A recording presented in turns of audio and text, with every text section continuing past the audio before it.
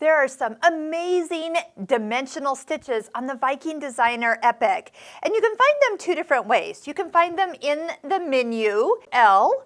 These stitches are mixed in with some of the appliques and other pop-up stitches, the sequin stitches.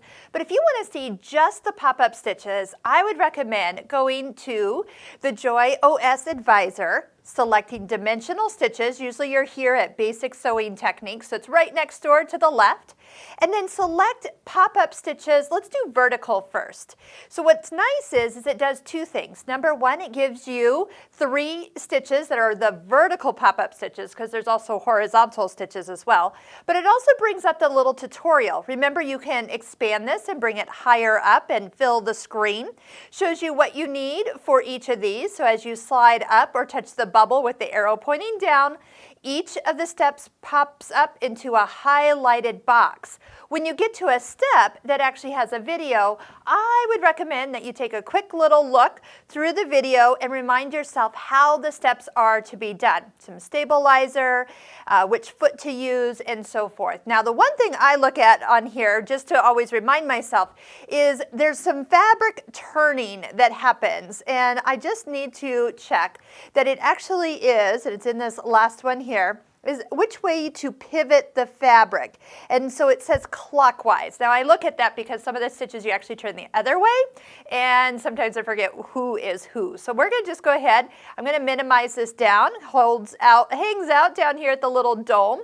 And we'll just go ahead and start with pop-up stitch number 1 with the S foot on. And as you sew, I like to recommend that you use the start-stop button. So let's just go ahead and get started.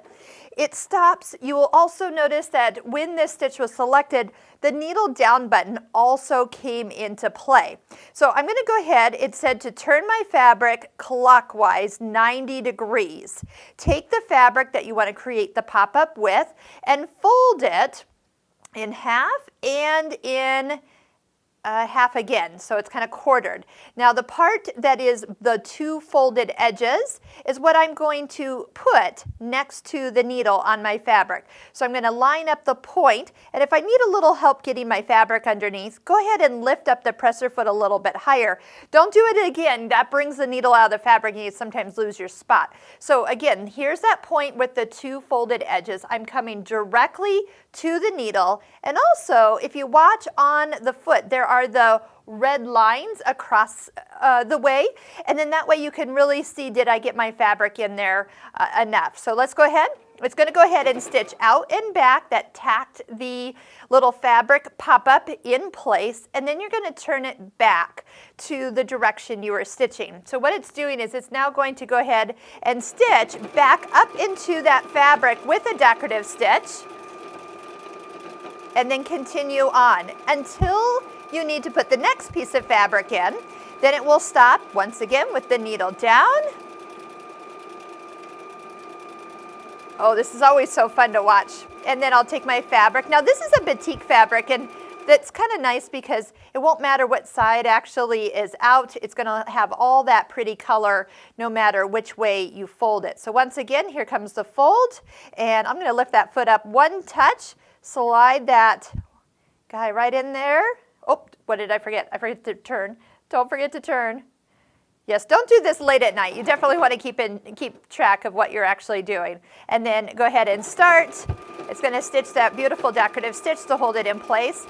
Now, once we get these little fabrics to out, you can trim them. You can fringe them. You can trim them so they're dome shaped. There's all sorts of different ways to do this. And how about let's do something with a really sheer fabric.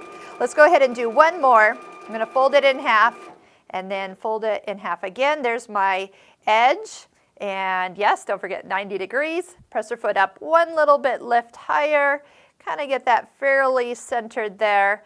And the more you kind of practice, the more you kind of feel where the best place to position that. So I'm going to go ahead and do that. I'm also going to touch the selective thread cutter. It's blinking, so that means that it knows that I want it to stop at the end of the pattern to lock the stitch, cut it, and then let me take it out.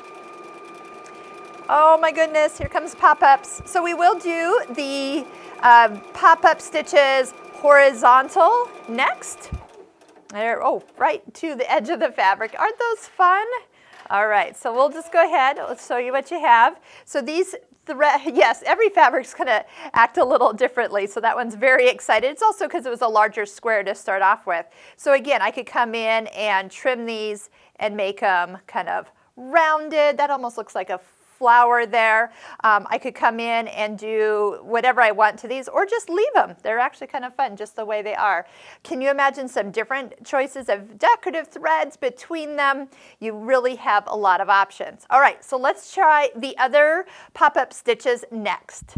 The easiest way to get back to the pop-up stitches, touch the Joy OS of Sewing up here at the top, and then go to pop-up stitches horizontal. So once again, it will pick the stitches that are in this particular category. This time we have 8 different ones to pick from. Let's just go ahead and do the number 1. We also have the tutorial that pops up, so once again, use that little arrow down, and you can find the bubble that tells us how to sew this stitch. There's the video, so it will remind us, but here's what I was looking for earlier. Press your foot in the pivot position, and then turn the fabric counterclockwise. See, that's why I always have to read these to make sure that when we turn it, so it'll stop, and then this time we're going to turn it 90 degrees the other direction. Let's minimize that just in case I need to get back to it. We'll do the fabric folding just like before, but this time when we stop sewing, okay, so it's going to start with the decorative stitch. We have the S-foot still in place. So when the machine stops sewing, take your fabric, go ahead and lift it up, put the fabric in, once again, to the right of the needle, even with the red line. Push the start button, let it stitch, then turn the fabric counterclockwise, stitch until it finishes out and allows me to turn it back. There we go. And now I'm heading back in the direction I started here. So once again, stitching down. I had to actually pause and just read the directions one more time and then double check that we were doing this correctly. Again, that's why I love the built-in tutorials. I didn't have to find the manual or find what it was called. So once again, needle stops. I'm going to raise the presser foot, fold your fabric, put the folded edge even with the needle, then push the start button. And which way? We're turning it counterclockwise, 90 degrees. Push the start button, let it stitch it out, and then finish up. So let's just go ahead. We'll push the start button, touch the selective thread cutter, and then we'll just let this finish. You have the idea of what we're talking about with pop-up stitches going to the horizontal. So now you have a row of these headed out, and then again, you can come back and trim those away. Now, let me show you one more step. Just go back up to the Joy OS Advisor, but look in the dimensional stitches. There is actually what is called applique and pop-up stitches combined. So we've done the video with the applique stitches. So what this would do is show you the stitches plus the video that are in this. So this stitch is going to, I know it doesn't look like anything, this is going to first do a pop-up, okay, and then also an applique. So you combine the two stitches, and before you know it, you have an amazing textured finish for your look. Here's an example of a applique and pop-up stitch combined. And so we've got pop-up and applique all in one, and you've got 4 different stitches that you can do that extra technique together.